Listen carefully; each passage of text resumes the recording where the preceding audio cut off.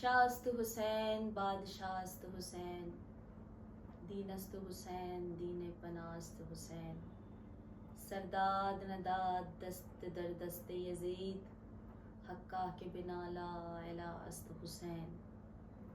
یزید کی بیعت سے انکار کے بعد امام عالی مقام سید الشہداء حسین ابن علی نے اپنے اہل و عیال اور اپنے ساتھیوں کے ہمراہ مدینہ چھوڑا، اپنے وطن کو وداع کہا۔ اور کسی بھی شخص کا اپنے وطن کو چھوڑنا، اپنے گھر کو چھوڑنا، اپنے گھروں کے دروازوں کو بند کرنا اور اس طرح سے بند کرنا کہ وہ دوبارہ کبھی نہ کھل سکے، اتنا آسان نہیں ہے۔ اور جب اس کے ساتھ اس کے اہل خانہ، جس میں اس کے گھر کے بزرگ، خواتین اور بچے شامل ہوں، امام علیہ السلام کے اہل خانہ اور ان کے ساتھیوں نے مدینہ سے مکہ، مکہ سے کربلا اور سانحہ کربلا کے بعد کربلا سے کوفہ، کوفہ سے دمشق، دمشق سے پھر کربلا اور کربلا سے پھر مدینہ، اس طرح امام کے ساتھیوں نے 5555 کلومیٹر سفر طے کیا۔ اور یقیناً اس سفر کا بہت بڑا مقصد تھا، بہت عظیم مقصد تھا، اور مقصد تھا دین خدا کی نصرت کرنا۔ رسول خدا صلی اللہ علیہ وآلہ وسلم نے جو اللہ کا دین ہم تک پہنچایا تھا، مسلمانوں تک پہنچایا تھا، اس کے علمبردار امام حسین علیہ السلام تھے۔ مولا امام حسین علیہ السلام نے جب یزید کی بیعت سے انکار کیا تو اس کے بعد 12 دن تک امام علیہ السلام مدینہ منورہ میں قیام کرتے ہیں، اور پھر اس کے بعد میرے مولا مکہ کی طرف ہجرت کرتے ہیں۔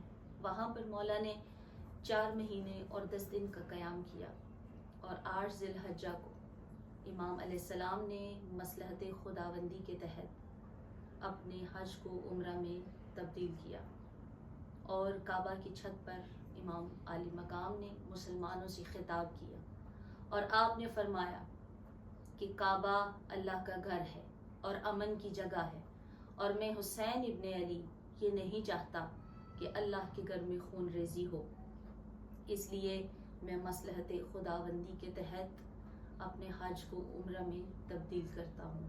اور وہاں سے امام حسین علیہ السلام اپنا کارواں لے کر 4 مہینے 10 دن کے بعد کربلا کی طرف روانہ ہوئے۔ مکہ سے 10 کلومیٹر کی دوری پر الصفا کے مقام پر امام علیہ السلام کا پہلا قیام ہوا، اور یہاں پر قیام بہت دیر کے لیے نہیں تھا، بس کچھ ہی دیر کا یہاں پر میرے مولا امام حسین علیہ السلام کا قیام تھا۔ کچھ دیر آرام کرنے کے بعد پھر کاروان حسینی اپنی منزل کی طرف رواں ہوا، اور امام حسین علیہ السلام کا اگلا قیام ذات عرق کے مقام پر تھا۔ ذات عرق کے مقام پر امام عالی مقام علیہ السلام کو آپ کے چچا زاد بھائی عبداللہ ابن جعفر ملتے ہیں۔ عبداللہ ابن جعفر امام عالی مقام علیہ السلام کو کوفہ کے حالات بتاتے ہیں اور یہ مشورہ دیتے ہیں، حسین ابن علی آپ اہل و عیال کے ساتھ کوفہ نہ جائیے گا، کوفہ کے مسلمان بہت ہی دھوکہ باز ہیں۔ لیکن امام عالی مقام علیہ السلام فرماتے ہیں کہ میرا عہد ہو چکا ہے، میں اللہ سے وعدہ کر چکا ہوں، اور میں حق کے راستے پر ہوں، اور میں حق کے راستے سے کبھی بھی پیچھے نہیں ہٹوں گا۔ جب حضرت عبداللہ ابن جعفر نے امام علیہ السلام کا موقف سنا، اور پھر آپ نے فرمایا کہ اے حسین ابن علی، میری طرف سے میں آپ کو کچھ ہدیہ کرنا چاہتا ہوں۔ اس مقام پر حضرت عبداللہ ابن جعفر نے اپنے دونوں بیٹوں کا ہاتھ، اون بن جعفر اور محمد بن عبداللہ اور اون بن عبداللہ، دونوں بیٹوں کا ہاتھ امام علیہ السلام کے ہاتھ میں دیا، اور اپنے بیٹوں کو آخری مرتبہ گلے لگایا اور اپنے بیٹوں سے وداع کیا۔ اور اس طرح سے پھر قافلہ حسینی، کاروان عشق اپنی منزل پر رواں دواں ہوا، اور اس سے آگے الخزیمیہ کا قیام آیا۔ وہاں پر اس مقام پر امام علیہ السلام نے الخزیمیہ کے مقام پر قیام کیا، اور اس جگہ پر امام علیہ السلام نے کوفہ والوں کو آخری خط لکھا۔ کاروان حسینی اپنے عشق کی منزلیں طے کر رہا تھا کہ اگلا مقام زرود کا آیا۔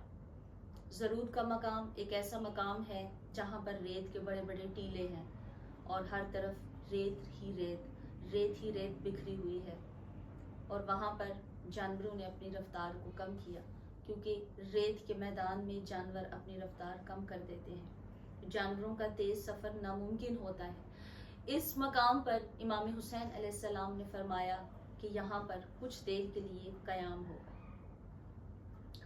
اور ناظرین، یہاں پر ہمیں ایک بہت ہی خوبصورت منظر دیکھنے کو ملتا ہے اور تاریخ کا ایک بہت ہی خوبصورت باب کھلتا ہے۔ کربلا کا ایک بہت ہی جاندار کردار زہیر ابن کین، ان کی ملاقات امام علیہ السلام سے ہوتی ہے، اور امام علیہ السلام ان کو کوفے کے سارے حالات و واقعات بیان کرتے ہیں، اور جب یہ حالات و واقعات زہیر ابن کین سنتے ہیں تو اپنی زوجہ کو بلا کر کہتے ہیں کہ میں اپنا سارا سامان تمہیں دیتا ہوں، تم مجھے میرے مولا امام حسین علیہ السلام کے ساتھ نصرت خدا کی اجازت دو۔ اور وہ اس طرح سے زہیر ابن کین مولا کے قافلے میں شامل ہو جاتا ہے۔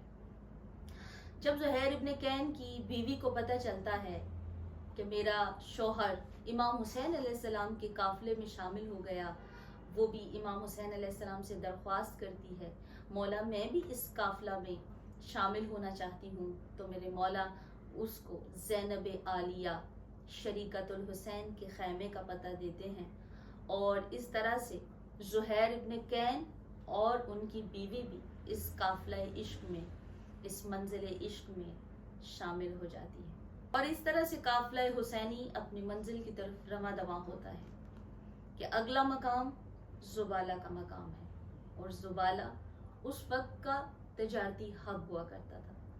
وہاں پر تاجر لوگ آ کر سستایا کرتے تھے، کچھ دیر آرام کیا کرتے تھے، ٹھہرا کرتے تھے، اور اس جگہ پر بھی ایک تاریخ کا بہت ہی خوبصورت باب نظر آتا ہے۔ میرے مولا کو ایک بہت ہی المناک خبر ملتی ہے، اور وہ خبر یہ ہوتی ہے کہ میرے مولا امام حسین علیہ السلام کے سفیر حضرت مسلم بن عقیل کی شہادت کی خبر ملتی ہے۔ انا للہ و انا الیہ راجعون، امام عالی مقام کی زبان اقدس سے یہ آیت نکلتی ہے، اور اس جگہ پر ایک ایسا منظر دیکھنے کو ملتا ہے کہ جو لوگ میرے مولا کے ساتھ کسی نہ کسی لالچ کی وجہ سے متصل ہوئے تھے، کسی نہ کسی لالچ کی وجہ سے جڑتے تھے، حضرت مسلم بن عقیل کی شہادت کی خبر سن کر وہ مولا کا ساتھ چھوڑ دیتے ہیں، اور اس طرح سے صرف وہی لوگ اس قافلہ حسینی میں شریک ہوتے ہیں جن کو اللہ تبارک و تعالی نے اپنی دین کی نصرت کے لیے چن لیا ہوتا ہے۔ اور اس کے بعد قافلہ حسینی اپنی منزل کی طرف رواں دواں ہوتا ہے، عشق کی منزلیں طے کرتے کرتے ایک ایسا مقام آتا ہے جس کو شرف کہا جاتا ہے۔ جی، شرف کا مقام، یہاں پر میرے مولا امام حسین علیہ السلام اپنے ساتھیوں کو حکم دیتے ہیں کہ یہاں پر پانی کے مشکیزوں کو بھر لیا جائے، کیونکہ شرف کے مقام کے بعد آگے پہاڑی سلسلہ شروع ہوتا ہے، بڑے بڑے اونچے پہاڑ ہوتے ہیں، اور وہاں پر پانی کا ملنا ناممکن ہوگا۔ تو مولا کے فرمان کے مطابق تمام ساتھی اپنے اپنے مشکیزوں میں پانی کو زیادہ سے زیادہ سٹور کر لیتے ہیں، اور اس طرح قافلہ حسینی اپنی منزل کی طرف رواں دواں ہوتا ہے۔ اس سے آگے ذو حسم کے پہاڑی سلسلے کا آغاز ہوتا ہے۔ اگلا مقام ذو حسم کا ہے۔ ذو حسم کے مقام پر امام عالی مقام کی ملاقات حر ابن ریاحی سے ہوتی ہے۔ یہاں پر کربلا کی تاریخ کا آغاز ہوتا ہے۔ حر ابن ریاحی 1000 لشکر کے ساتھ امام حسین علیہ السلام کا راستہ روکتا ہے۔ جب میرے مولا دیکھتے ہیں حر اور اس کا لشکر پیاس کی شدت سے تڑپ رہے ہیں، میرے مولا اپنے ساتھیوں کو حکم دیتے ہیں، قریب ابن کریم حسین اپنے ساتھیوں کو حکم دیتے ہیں کہ حر کے لشکر کو پانی سے سیراب کیا جائے. صرف حر کے لشکر کو ہی نہیں بلکہ اس لشکر کے گھوڑوں کو بھی امام حسین علیہ السلام نے پانی سے سیراب کیا. سب نے پانی پیا. اور یہاں پر سب سے خوبصورت بات جو میں آپ کو بتانا چاہتی ہوں وہ یہ ہے کہ حر کے 1000 لشکر نے، بے شک وہ یزید کا یا ابن زیاد کا لشکر تھا، اس کی ابتدا میں امام حسین علیہ السلام کا رستہ روک چکے تھے. لیکن جب نماز کا وقت ہوا تو 1000 لشکر سمیت حر نے امام حسین علیہ السلام کی ابتدا میں نماز پڑھی. اور یہاں پر امام علیہ السلام نے نماز کے بعد حر کے لشکر کے ساتھ خطاب کیا اور فرمایا، تم اس کی اطاعت کیوں کرتے ہو جو اللہ کے حلال کو حرام اور حرام کو حلال قرار دیتا ہے اور اللہ کے بندوں پر ظلم اور زیادتی کر کے اپنے حکومت کو قائم کرتا ہے. امام علیہ السلام کے اس خطاب نے کسی بھی کافر کے دل پر کوئی اثر نہ کیا اور فیصلہ ہو چکا تھا، وقت اٹل تھا. اس جگہ پر امام علیہ السلام نے حر کے لشکر کے ساتھ کچھ گفتگو کی.